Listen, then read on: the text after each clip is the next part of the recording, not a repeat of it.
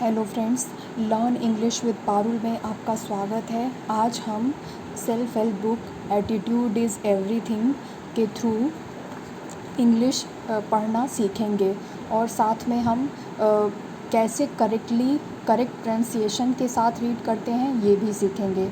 तो चलिए आज का चैप्टर स्टार्ट करते हैं। चैप्टर का नाम है the night that changed my life, यानी रात जिसने मेरी ज़िंदगी बदल दी। The greatest discovery of my generation is that human beings can alter their lives by altering their attitudes of mind. यानी मेरे पीढ़ी की, मेरे जनरेशन की सबसे बड़ी खोज यही है कि ह्यूमन बींग्स यानी इंसान अपनी ज़िंदगी बदल सकता है अपने सोचने के तरीके को बदल के। या ऑल्टर, ALTER, ऑल्टर मीन्स बदलना। इन 1980 I graduated from law school. 1980 में मैं लॉ स्कूल से ग्रेजुएट हुआ and thought I would be a lawyer for the rest of my life.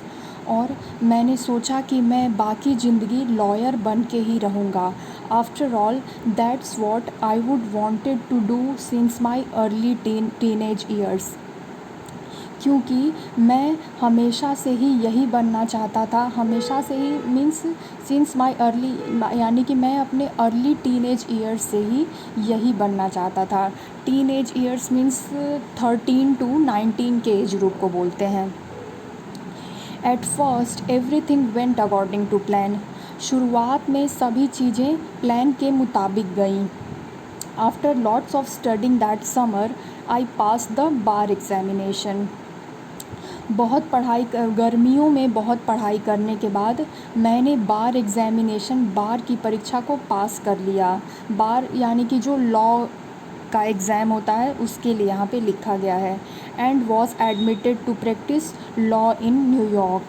और न्यूयॉर्क में लॉ प्रैक्टिस करने के लिए मैंने एडमिशन लिया। My personal life was also on the upswing. मेरी निजी ज़िंदगी भी प्रोग्रेस पे थी, उन्नति पे थी।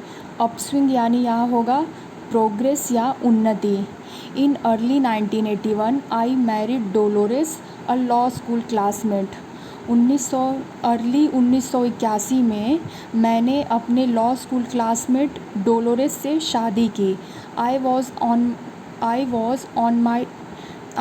On my way too much success and happiness. यानी कि मैं बहुत खुशी और सफलता की ज़िंदगी जी रहा था। और सो आई थॉट, या ऐसा मैंने सोचा। After practising law for a few years, लेकिन कुछ साल लॉ प्रैक्टिस करने के बाद ही I realised I wasn't happy at all. मैंने महसूस किया कि मैं बिल्कुल भी खुश नहीं था। एट ऑल मीन्स बिल्कुल भी। Sure there was something I liked about being a lawyer.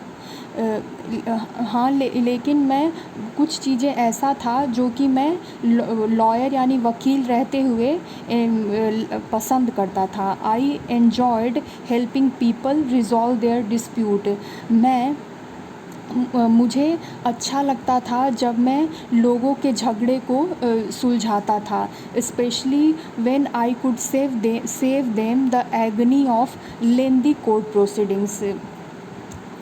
यानी कि जब मैं लोगों को लंबे कोर्ट के चक्करों की पीड़ा से बचाता था। लेंदी मीन्स लंबा, एगनी मीन्स पीड़ा। जब मैं लोगों को लंबे कोर्ट प्रोसीडिंग्स की पीड़ा से बचाता था। Yet there were so many things about being an attorney that I disliked. यहाँ पे अटॉर्नी मतलब लॉयर ही होगा। फिर भी मैं ऐसी बहुत सारी चीज़ें थी जो कि लॉयर रहते हुए नहीं पसंद करता था।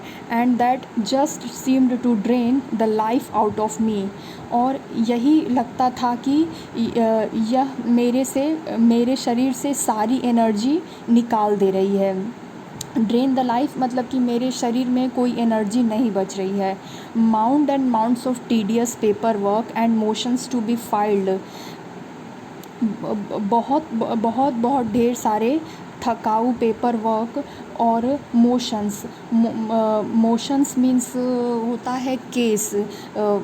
माउंट्स एंड माउंट्स ऑफ बहुत सारे थकाऊ पेपर वर्क और केसेस को फाइल करना पड़ता था। यहाँ पे TEDIOUS टीडियस मीन्स थकाऊ होगा।